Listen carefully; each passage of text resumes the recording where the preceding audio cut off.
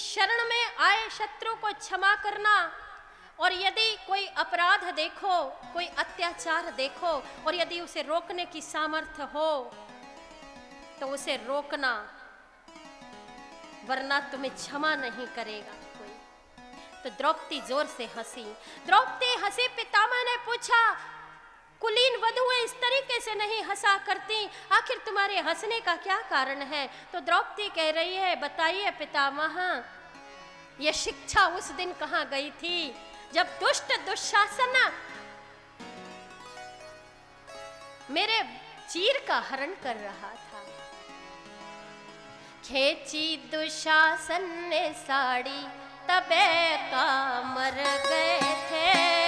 खेची दुशासन ने साड़ी, तबे का मर गए थे। खेची दुशासन ने साड़ी, तबे का मर गए थे। खेची दुशासन ने साड़ी, तबे का मर गए थे।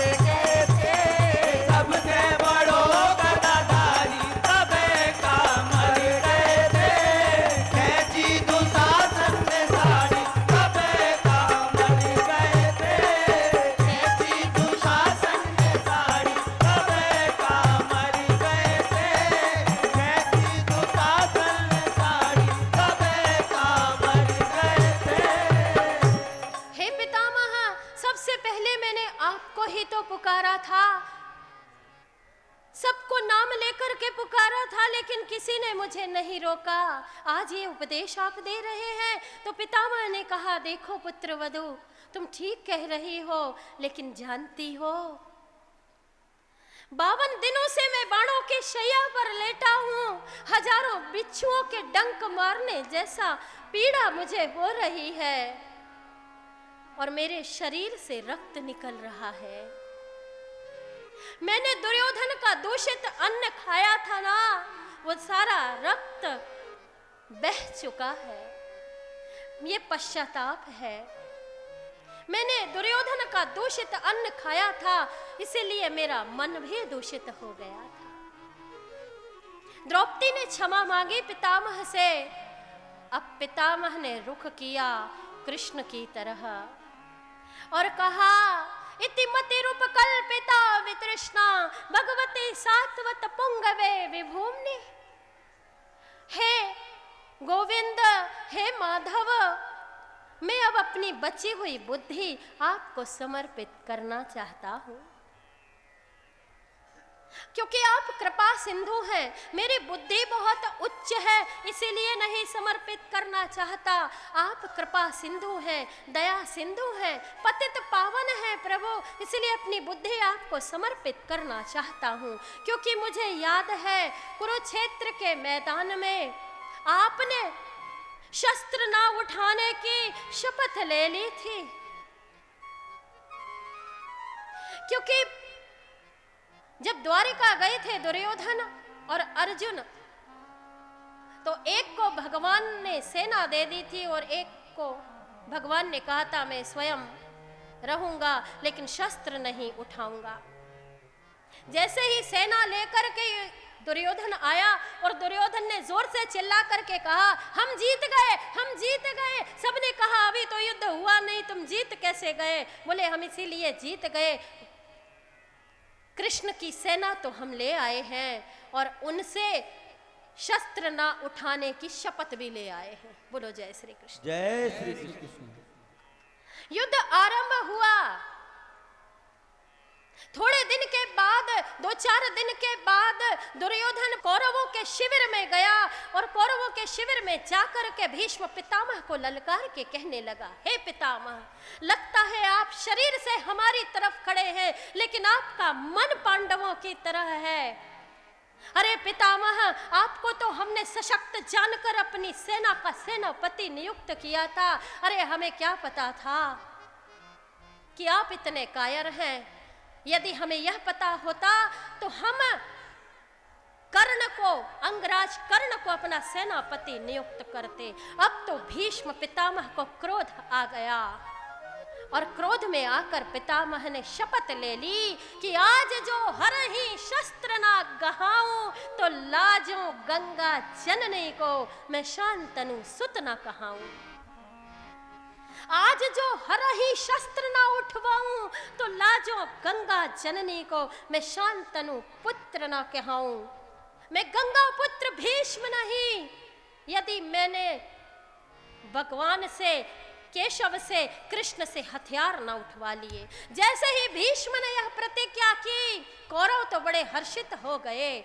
दुर्योधन ने आपातकालीन मीटिंग बुलाई रात्रि में शिविर में और कहा, देखो, जैसे ही पितामह वार करेंगे और अर्जुन के पास ताकत नहीं है पितामह के बाणों का सामना करने की, और जब अर्जुन घायल होगा और जैसे ही गोविंद शस्त्र उठाएंगे तो हम तुरंत घोषणा कर देंगे कि कृष्ण ने अपनी प्रतिज्ञा भंग की है और कुरुक्षेत्र के मैदान में जो प्रतिज्ञा भंग कर ले उस योद्धा को युद्ध करने का कोई अधिकारी नहीं, कृष्ण को वापस भेज दिया जाए। ऐसा वितंडावाद खड़ा किया दुर्योधन ने। यहां पांडव चिंतित हैं शिविर में। दूसरे दिन युद्ध आरंभ हुआ। जैसे ही युद्ध आरंभ हुआ, आज तो भीष्म पितामह अर्जुन से भी तेज मालूम पड़ रहे हैं। पितामह ने युद्ध आरंभ करने के पहले दुर्योधन से कहा, सुनो दुर्योधन, लगता है आज पांडवों की सेना अर्धचंद्राकार होगी, उनकी व्यूह रचना अर्धचंद्राकार होगी। मैं अपना काम कर दूंगा, इस चंद्रमा को कैसे ग्रहण लगाना है मैं अपना काम कर दूंगा, बाकी काम तुम करना। पर मुझे नहीं लगता जब तक वह वासुदेव कृष्ण पांडवों के साथ है तुम्हारी विजय होगी।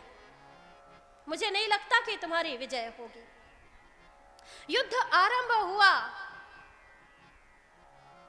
भीष्म कब तरकस से तीर निकालते, कब अपने बाण पर उस तरकस का संधान करते और कब बाण छोड़ते ये कोई नहीं देखता। सामने पड़ा होता था एक कटा हुआ सर। हाथी चिंगाड़ रहे हैं, घोड़े इधर उधर भाग रहे हैं, सारी सेना अस्त व्यस्त हो गई है। और आज पितामह बावले होकर मदमस्त हाथी की तरह जोर से ललकार रहे हैं। आज पितामह का लक्ष्य है कपिध्वज। आज पितामह का लक्ष्य है अर्जुन का रथ। ललकारा, सावधान अर्जुन। अर्जुन को तो चारों ओर केवल भीष्म पितामह ही दिखाई दे रहे हैं। एक पल को अर्जुन असमंजस में पड़ गया और इस अर्जुन की इस असावधानी का फायदा उठाया भीष्म पितामह ने और जोरों से बाणों की बरसात करनी शुरू कर दी। कुछ बाण लगे अर्जुन के पैरों में, कुछ बाण लगे अर्जुन के रथ में। भगवान चिल्ला रहे हैं, संभल अर्जुन संभल, मैं जानता हूं तेरे तरकश में कितने तीर हैं, मैं जानता हूं अर्जुन। देख, मुझे लगता है मैंने तुझे गीता सुनाई लेकिन तुझे अभी भी गीता समझ में नहीं आई। भगवान चिल्ला रहे हैं, अर्जुन तुझे गीता समझ में नहीं आई, सामना कर अर्जुन, मैं जानता हूं तेरे तरकश में कितने तीर हैं और देख अर्जुन, मैं तेरे साथ बैठा हूं, काहे की चिंता करता हूं। ये पितामह और पितामह के बाण तेरा कुछ नहीं बिगाड़ सकते। लेकिन अर्जुन तो मानो घबराहट में मूर्छित हुआ जा रहा है। अर्जुन का गांडीव गिर गया हाथ से, घबरा गया अर्जुन, अर्धमूर्छित मूर्छित अवस्था में हो गया। भगवान बार बार चिल्ला रहे हैं, संभल अर्जुन संभल, देख मैंने तुझे समझाया है ना अर्जुन, तू केवल निमित्त मात्र है, तू केवल निमित्त है। मैंने धर्म की स्थापना के लिए तुझे निमित्त बनाया है अर्जुन। मैं तुझे धर्म की स्थापना करने के लिए मैंने तुझे निमित्त बनाया है, इसलिए युद्ध कर। और यदि तू युद्ध नहीं करेगा अर्जुन, तू धर्म की स्थापना नहीं करेगा, तो मैं धर्म की स्थापना करूंगा। और भगवान रथ से उतर गए और रथ से उतर करके सामने पड़ा हुआ पहिया भगवान ने उठाया, और जैसे ही पहिया उठा करके जोर से घुमाया तो चक्र सुदर्शन का आवेश उस पहिए में आ गया। जैसे ही चक्र सुदर्शन का आवेश उस पहिए में आया, धरती डोलने लगी। अरे परमात्मा अपनी प्रतिज्ञा भंग कर दे, पृथ्वी फट गई। तो भगवान ने अपना उत्तरी वस्त्र गिराया और कहा, तुम चुपचाप मेरी लीला का दर्शन किया करे, मेरी लीला में व्यवधान मत किया करे। परमात्मा अपनी प्रतिज्ञा तोड़ दे तो धरती भी हिलने लगी। अपना उत्तरी वस्त्र गिराया, धरती को ढाढ़स बंधाया कि चुपचाप रह, मेरी लीला का दर्शन कर, मेरी लीला में व्यवधान मत कर। यहां अर्जुन दौड़ा, पितामह भी श्वेत दाढ़ी वाले पितामह नीचे उतरे। पितामह की आंखों में आंसू गिर रहे हैं, अश्रुपात हो रहे हैं। भगवान वो चक्र सुदर्शन रूपी पहिया, ऐसा लग रहा जैसे चक्र सुदर्शन लिया है, रथ का पहिया वो लेकर के पितामह के सामने खड़े हैं। और पितामह मन ही मन में मानो कहना चाह रहे हैं, हे माधव, जिसे तुम ही मारना चाहोगे उसे कौन बचाएगा भला। पितामह की आंखों से अश्रुपात हो रहे हैं। अर्जुन दौड़ करके रथ से आया, अरे मुझे मर जाने देते, मुझे बचाने के लिए क्यों अपनी प्रतिज्ञा भंग कर रहे हैं आप? आपने शस्त्र ना उठाने की प्रतिज्ञा ली, मर जाने देते प्रभु, लेकिन आपने अपनी प्रतिज्ञा क्यों भंग की? तो भगवान ने कहा, देख अर्जुन, मैं कभी कोई प्रतिज्ञा नहीं करता। अरे अपने भक्तों की प्रतिज्ञा का मान रखना ही मेरी सबसे बड़ी प्रतिज्ञा है। मेरे भक्त भीष्म ने प्रतिज्ञा की थी कि मैं भगवान से शस्त्र ना उठवा लूं तो मेरा नाम गंगा पुत्र भीष्म नहीं, इसलिए आज मैंने ये कार्य किया है। इतना होते हुए संध्या हो गई, युद्ध समाप्त, संध्याकालीन युद्ध विराम की घोषणा हुई। सब अपने अपने शिविर में चले गए। दुर्योधन को समझाया भीष्म ने कि देखो, पहिया शस्त्र की श्रेणी में नहीं आता। भगवान ने अपनी प्रतिज्ञा की भी मर्यादा रखी है और मेरी प्रतिज्ञा का मान रखा है। अभी भी समय है दुर्योधन, समझ जाओ, वो कृष्ण साक्षात भगवान है और वो जब तक पांडवों के साथ है तब तक तुम्हें विजय श्री हासिल नहीं हो सकती। मृत्यु शैया में पड़े भीष्म, बाणों की शैया में पड़े भीष्म आज कृष्ण को वो संकेत दे रहे हैं कि मुझे याद है वो कुरुक्षेत्र का मैदान, जब तुम रथ का पहिया लेकर के मेरे सामने खड़े थे।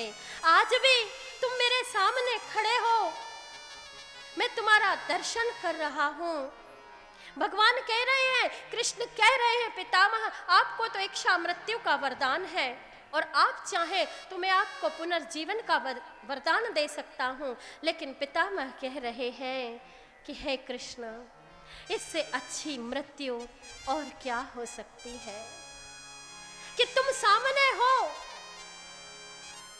देहांत काले तुम सामने हो। बड़े बड़े अमलात्मा, तत्वज्ञ, मर्मज्ञ, ज्ञानी, विज्ञानी एक ही बात की साधना करते हैं कि हे प्रभु,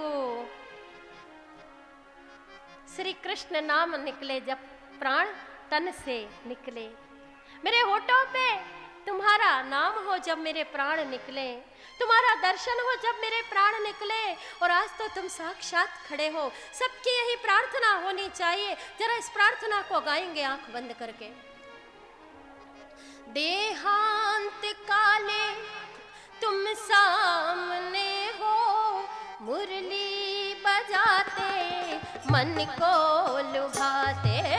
देहांत काले तुम सामने हो, मुरली बजाते मन को लुभाते। देहांत काले तुम सामने हो, मुरली बजाते मन को लुभाते। देहांत काले तुम सामने हो, मुरली बजाते मन को लुभाते। ये गीत गाते मैं तननाथ त्यागूं, ये गीत गाते मैं तननाथ त्यागूं। हे नाथ नारायण वासुदेवा। श्री ये गीत गाते मैं तननाथ त्यागूं। हे नाथ नारायण वासुदेवा। श्री कृष्ण गोविंद हरे मुरारी।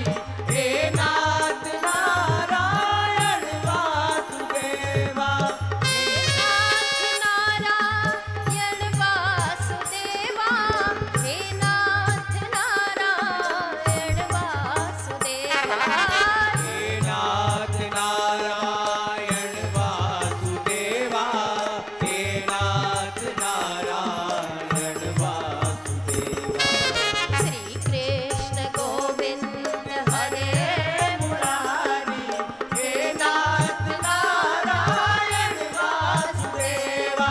श्री कृष्ण गोविंद हरे मुरारी।